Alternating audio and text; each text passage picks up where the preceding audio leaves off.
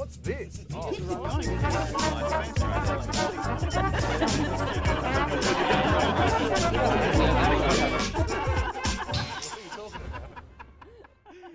What's the name of the show? Are we going with Dil's Roundtable? Welcome to Dil's Roundtable. My name is Dilruk Jayasinha.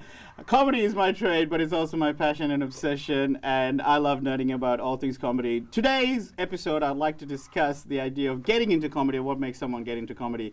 My panel of experts in this topic is the hilarious Alex Ward, the very funny Jess Perkins, and Pete Jones. And I've got the giggles already. I wish you were there to see what happened just before we went to air, but never mind. Let's kick it off. Peter Jones, it's fair to say that all three of you are relatively new to the comedy scene. I would say, I've been doing it 6 years. I always feel like unless you're like 10 years in, you're still a new comic. Yeah. Does that sound fair? Yeah. I've heard it's a 10-year apprenticeship. 10-year apprenticeship. Yeah. And what happens after the 10 years? You get a badge. Yeah. Quit. I'm definitely still wearing high vis and a hat when I go on stage. Right. There's a test at the end of each year as well. Yeah. Which is called the Comedy Festival, I guess.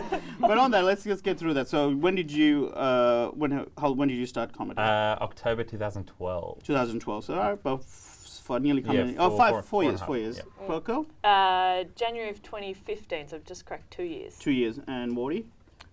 Either March 2012 or 2013. So where does I've the lost either a mean? year there in psychosis. I don't know. Really? So you're not actually genuinely unsure? You just don't count that first 2012 one? Oh, I count it. Yeah. No, I think it was 2012. I think I'm going on to 4 years. I don't think I've quite got there yet. Right. I just started in Brisbane. So, Okay. And all three of you have very different stage. We've got the Comedy Festival coming up, which we'll get the plugs out for later. But everyone's in a different stage. You're about to do your second solo show? No, I've done 2 solo shows. So you're about to do your third? No, I'm not doing one this year. Oh, presumptuous. I'm taking Get a break. out. What have you been doing here? We're meant to I'm be doing a split show this year, but okay, yeah, cool. So Who I've done you, 2 solos. So, right, 2 solos and you're going back. Now, Perkins, you're doing a split show for the first time? Yeah, first split show. And in the past you've done Raw, then the following year you were part of the festival's Comedy Zone where they handpick the 5 up-and-comers to showcase, and now you're doing a split show with you and Naomi Higgins. That's right. And Wardy, you're doing your first ever solo show. Yes, my first solo show at the Forum. Yep, and you've already now just had a run in Perth. I've had a run in Perth, and I head to Brisbane today, actually, to do my run next week. Oh, that's it. Yeah, you literally are flying out from here. So yes, we're very appreciative. They scheduled this around my flight. Nice. But I got the time wrong, so we had a spare hour. Yeah.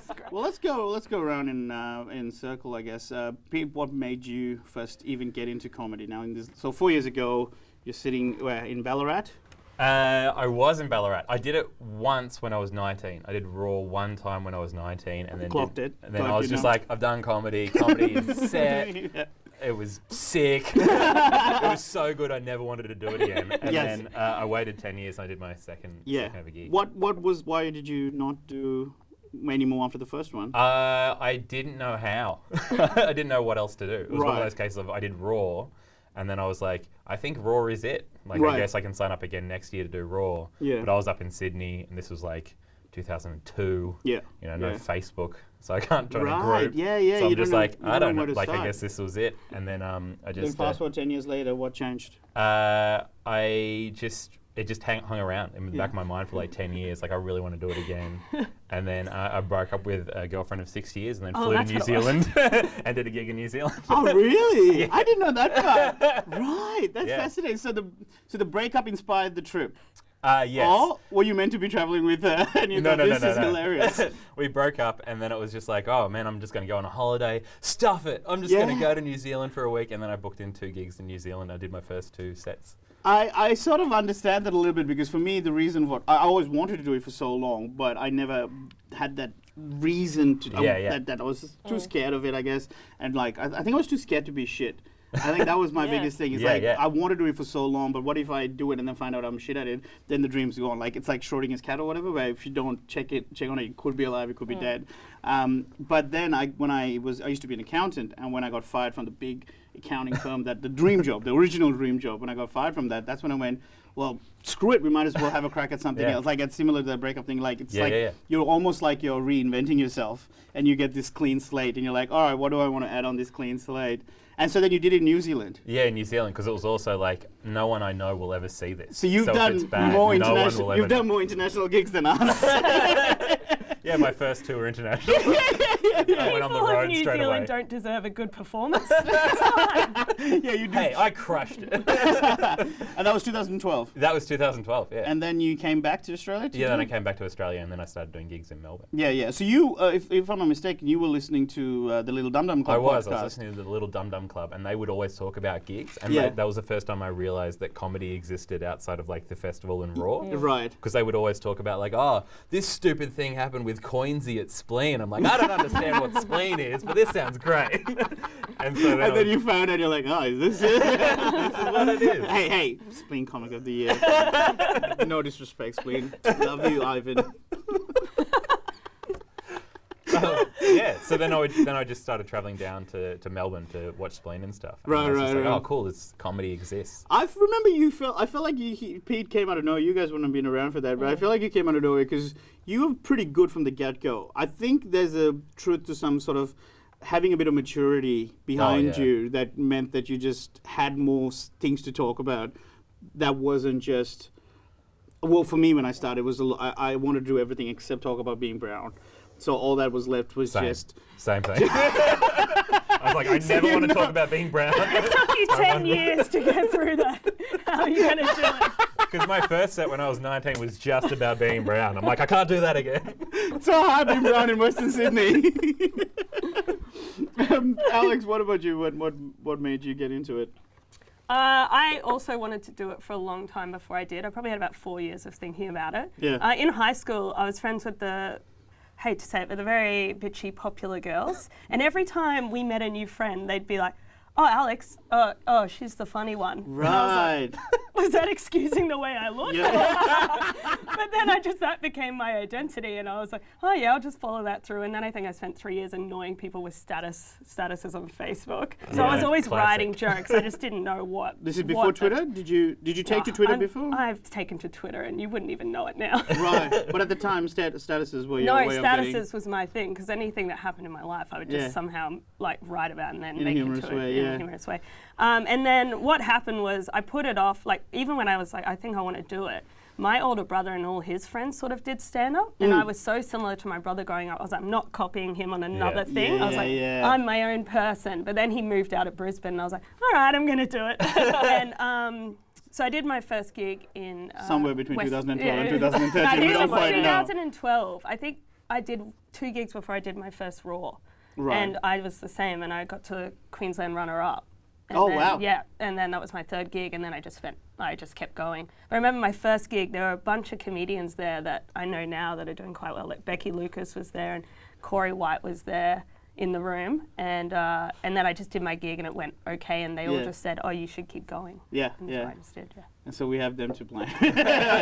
Keep going. Yeah. It's funny, actually. Actually, before we get in there, we'll go with you, Perko. What I think I know your story. I think you know part of it. Yeah. I was into radio. I did a lot of radio stuff, and I was working on a community radio station and a show called In Joke, which is all about comedy on Sin. Yeah, a lot of people came. I think there's quite a few comedy alumnus. What's the phrase? Whatever. Either or. And a lot of them have come from In Joke as well, because it's a show all about comedy. So we would go and see comedy shows, and it was like I was obsessed with comedy as a teenager. It's weird having a show about comedy. Who would watch that?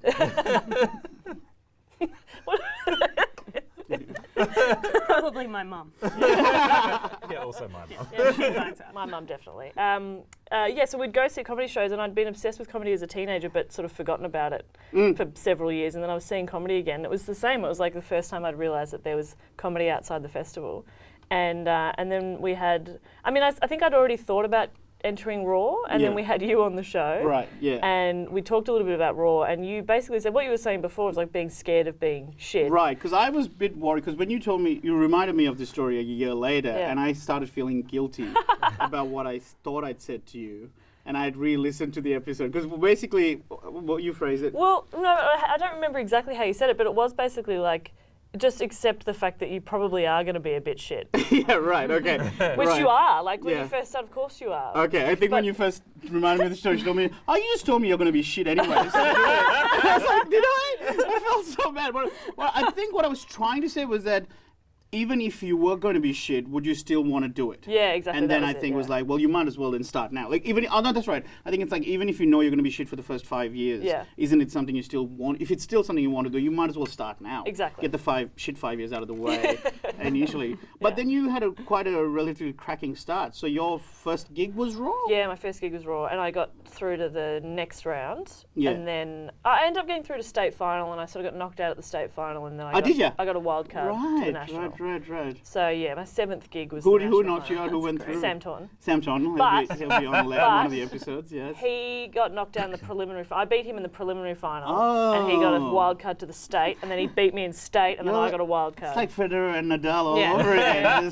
People have always made that comparison. Yeah. He screams a lot as well, like Nadal. And then you got to the national finals, and then from there you got Comedy Zone, which was a really big deal for, especially when you're starting out. And then also we got to tour a lot in regional. Where did we go? Regional Victoria. You and I, but you did Queensland and stuff like that. Off camera as well. We might as well breathe. We had some interesting interactions with people because I find regional towns, they're really fun. Like the gigs, correct me if I'm wrong, are awesome because they are so excited that you've made the effort to show up and give entertainment. They're really appreciative, but the way they let you know afterwards, it's a bit weird. So were you in Traralgon with me? No. There was a lady who came up to me afterwards, and she was so delightful and lovely. She goes, "Oh my God, that was so funny. That was great. And you wouldn't believe it, before your show for dinner, we had Indian." And then she goes, "I don't mean any offense. You were just a good follow-up flavor." What was some of the? I know this is a bit not as fun as that one. Not as fun. There's one in Swan Hill, which was a bit of a strange gig anyway. Because do you remember they were sitting around like round tables and you could like bring your own snacks? Yeah. It was like BYO everything. Awesome. It sounds awesome to be in the audience, but it makes for a weird. It's hard to perform to that. At one point, like I'm saying a setup and you just hear like a of someone open a can. I was like, yeah. But somebody came up to me after the show. This guy came up to me and hugged me and kept calling me love or sweetheart or doll, and just said, "It's so nice to finally meet a female comedian."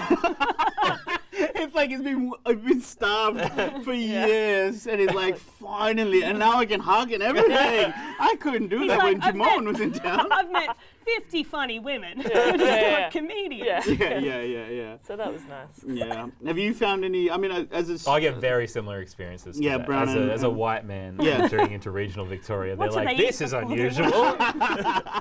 They're like, "Welcome home." No, I've not had like, obviously not had like that sort of comment. Like no one's ever said, "Finally get to meet a female comedian" to me. Interesting. Yeah, it's strange. No one's ever brought it up. You did have a what is that gig in Ballarat? Did you have a gig in Ballarat where you got heckled by a dog? Yeah, I used to run a gig in Ballarat where there was a dog in the audience, comedy dog. I've met that dog. It's a great dog. Great dog. And the best thing about the dog was that if the joke went really well, the dog would bark. So if you did a set and like, because the audience would be laughing and then the dog would just lose it, the dog would be, oh. And if you didn't get the dog laughing, you had a terrible time. Like people would get off stage and like, the dog didn't laugh. There was no dog barking in that set. It was no good. It would genuinely annoy people. If you get the dog, you got the whole audience. I like that you just get confused before you move to Melbourne and you're setting up videos of yourself with laughter tracks and just putting in dog barks. Yeah. Like imagine like reviews in some stars, you get number of barks you got per show. This is a 5-bar comic. Every audience needs a vocal dog. Not just a dog, a vocal dog. A happy dog. Oh my God. Because it was quiet the rest of the time, but if you went well, fuck, that dog was into it. What was the dog's name? The dog's name was Comedy Dog. I refused to learn its real name. Right. Did you ever just wonder if everyone was laughing at the dog barking? Well, that's what was great, because everybody would laugh. The dog would then bark and everyone would laugh more, and you're like, yes! I got the dog boost. Rocket boosters. It's already there. And send it to the stratosphere. Yeah. So, comedy festivals coming up. I guess we'll go with you, Jess. Oh no, you know what? Let's start with you, Alex. So doing your first ever show.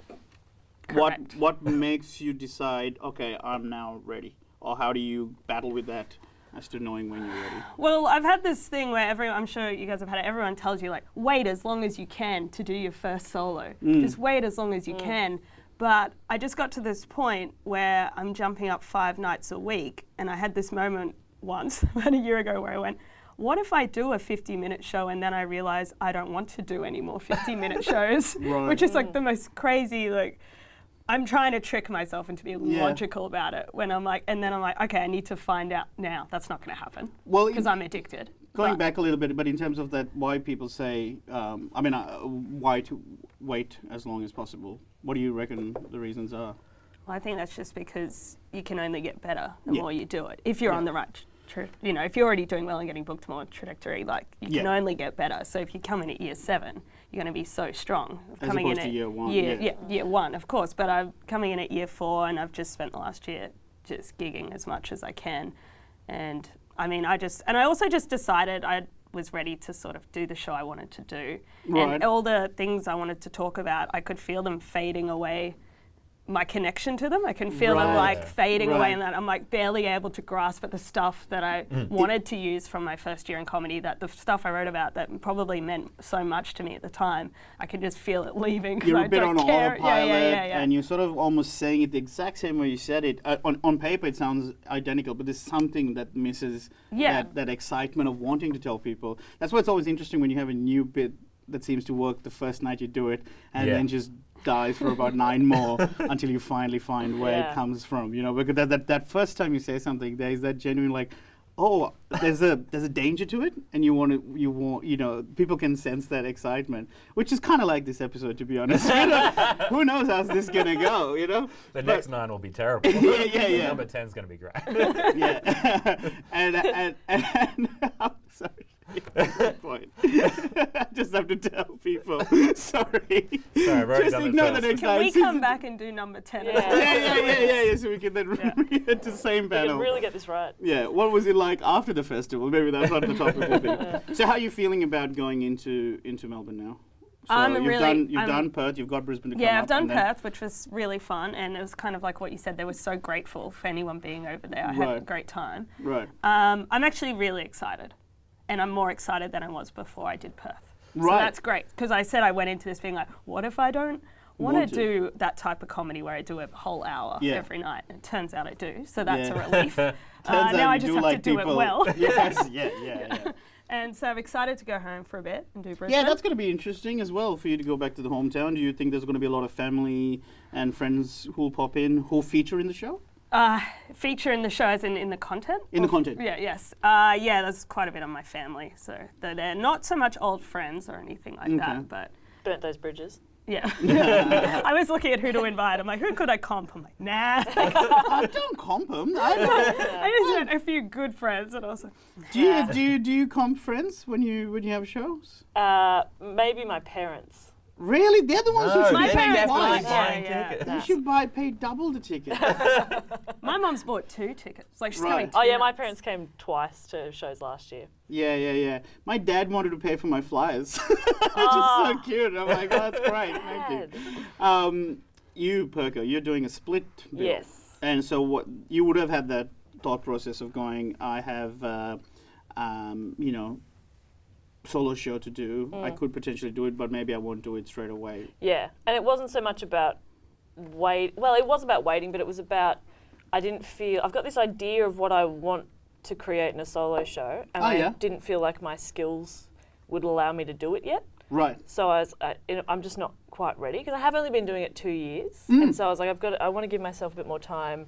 I've got something that I want to do, and I'm excited to do it, and now I kind of feel ready to start writing it, and I think I'll be okay for next year. Is it, without having to give away too many details about it, is it an idea that isn't workable in the club scene or the stand-up circuit? Potentially, or it might be something that's hard to kind of break into bits to try it clubs and stuff like Right, that. right. But I will just have to do that. So now then, with the split show coming up, you will have 25 minutes to yourself. Is that potential to work on it in that bit and then sort of... Yeah, maybe a little bit, a few bits and pieces. Because I think what I'm kind of wanting to do will be more almost like sketch-based or like a longer narrative kind of thing. Right. Because I was such a drama nerd at school that I was so into like acting and performing and putting on a show that I just standing on a stage and talking, I'm like, that's fine, and that's a great show. And some of my favourite shows have been straight stand-up shows. Yeah. But I think that's something else that I want to try. But then there's the voices in your head that are like, but it'll be shit. But that's a terrible idea. But then you just need to listen to that other Scene FM chat where I said, even if you're shit, just do it anyway. Just know you're going to be shit, Jess. Just it's like, those voices aren't in your head. That was Dill. It's probably a shit idea. Thanks, Dill. But do it anyway. Do it anyway. I do believe in that philosophy, though, like to an extent, though, because there's that... I did meet a guy outside the town hall flyering. His flyers were a DVD of his stand-up, a stand-up set that he had done. And I was like, oh, that's an interesting thing. It's like, oh, when was this? He's I recorded this last week. I'm like, oh, how long have you been in comedy for? He's like, oh, I've done 4 gigs. What? He goes, yeah. So I was like, so your first debut hour that night is going to be your 5th of a gig. He goes, yep. Wow. So there's a part of me that goes, maybe don't if you're shit. maybe my philosophy is wrong. Like, you know what I mean? I know people whose first gig was an hour. Their first gig they did was an hour, and then they just did. I know somebody whose first run was an Edinburgh run. Like in Australia, it was just like my first run's an Edinburgh run. These are my first 6 gigs. Were all hour shows in Edinburgh. I am so jealous of their confidence. Is it confidence or delusion, though? Bit of column A, bit of column B. I think it's also not knowing. It's just like comedy's everyone doing an hour. I guess I'll sign up. Yeah. Like, do you not question and analyze everything for like months before you make a decision? Yeah. But then that can stop you. But that can stop you because I signed up for Raw thinking everybody was going to be brand new. Like it was going to be everybody's first go. And then I got there and found out later that a lot of the people that I was up against had been gigging for months, years. And I just... And you smashed it. What a bunch of idiots. You should have done Edinburgh.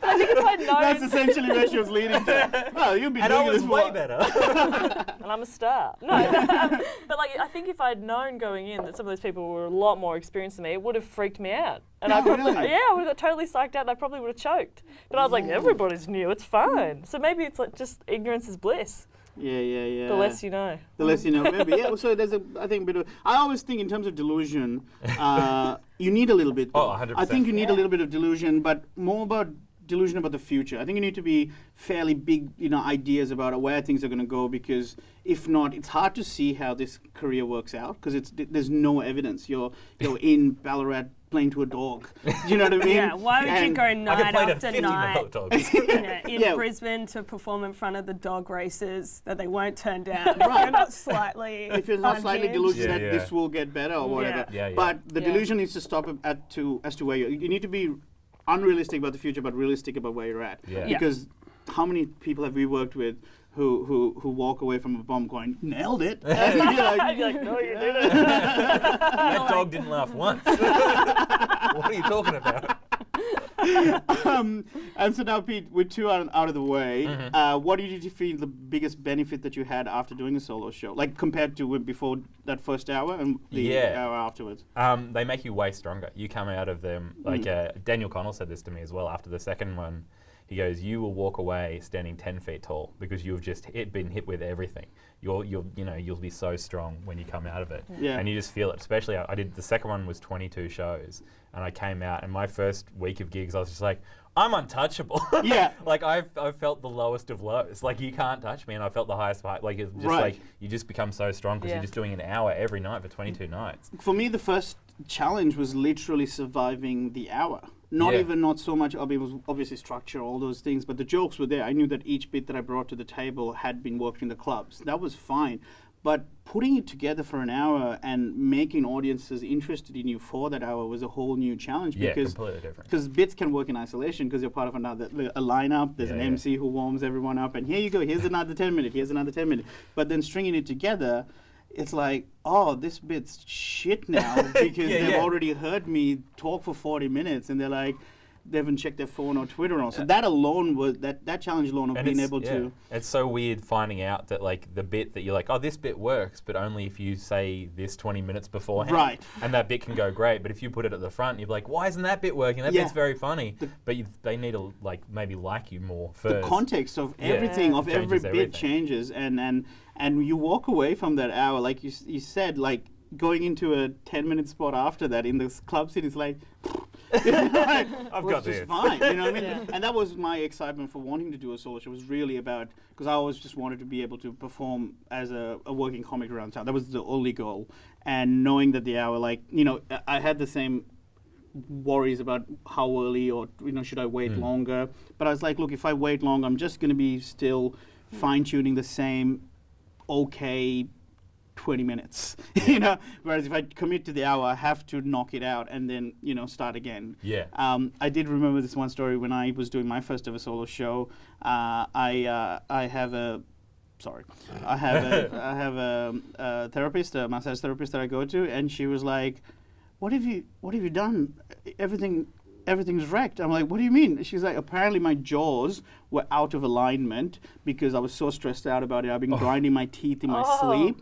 My ribs on the right-hand side were bruised because I hold the mic like this, and because I'm so nervous during that hour, I'd been tensing so much that the ribs are bruised. But the best part, my left pinky toe, the little toe, was broken because that's the toe I lean on for the whole hour.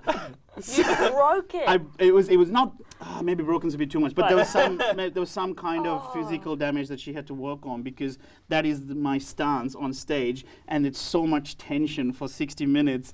This position, because in my head I'm like, oh, loosen up. No, but apparently not. So it's like that fear of performing and across the festival. So be careful. Limber up, everybody. Stretch before the show after. Do you have? Thanks, Jess. we should wrap up very shortly, but quickly. Just do you have advice that you would wish someone had given you before you started your solo, and advice you were given before you started your solo that you remember? It's interesting, that idea of like just wait as long as you possibly can before you do your first one, which I believe, but I only waited 2 years before I did my first one. Yep. So I also didn't follow the advice that I would probably give, but I'd only give that now, having already done 2.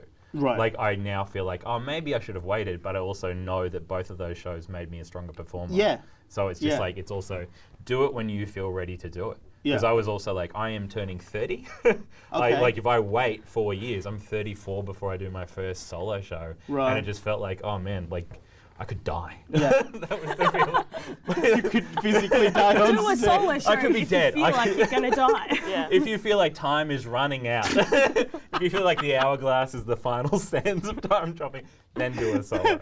But if you're 23 or if you're 22 or what, definitely wait. Definitely wait. I just felt like that's the other thing of waiting 10 years between my first and second gig was just like, I have no time, I need to do an hour, and I just felt like I really wanted to get it out there. So I'd say wait if you're young, and if you're old, do it. What else? Justin Hamilton always said, don't ever go into a festival show if you don't know what your reasons are. So no matter what it is, just make sure you know what your reasons are for doing it. So whether it's money or reviews or getting better as a performer or whatever, that's fine. Just know what it is and then approach it accordingly. Yeah. So once you have that clear idea, what do I want to get out of this? Do I want just stage time, or do I want to be seen in the industry? Because a lot of people want to be seen as a comedian rather than be a comic. Like, it's more exciting to set up the fan page and do your solo show after 5 gigs. I didn't have the guts to say I was a comedian for 3 years. Right. It's like, I work at a cafe and spend every night trying to tell jokes. I found it so difficult. Yeah. Right. But I do it now. You're a comedian. I'm doing it. You're a comedian. Yeah. That's great. I'm a comedian. You're a comedian. It's all hold hands. Let's do some plugs. Pete Jones Comedy Festival. 3-course comedy. First 2 weeks at Fort Delta at 8 p.m. Second 2 weeks at Belleville at 9:45. Yeah. And I don't know, I guess, can we do Pete's social media stuff at the bottom? Yes? Cool. All right, so people can follow you on Twitter. Yes, very natural. Jess? Doing a show with Naomi Higgins called Twins, and it's at the Greek Centre in the Aphrodite Room from the 11th of April to the 23rd of April. 6:15. Be there. Excellent. Great. Oh yeah, go. No, you go. No. I was going to... I'm going to plug. Go. Okay. Right down the camera.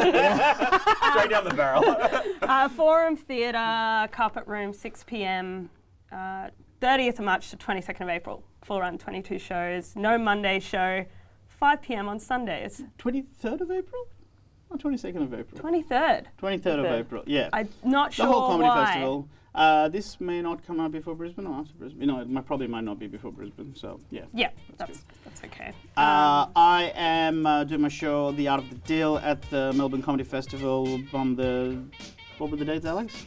30th of March. 30th of March. 30th of March to the 22nd or 23rd of April. Yeah. Depending on your room. And I'll be at the Sydney Comedy Festival on May 22nd, I want to say. That's a giant dwarf. But otherwise, follow me on Twitter and all that stuff at the bottom. Yeah. So, thank you so much for joining me for Deals Roundtable. That was really, really fun. I appreciate you sharing your first year experiences in comedy.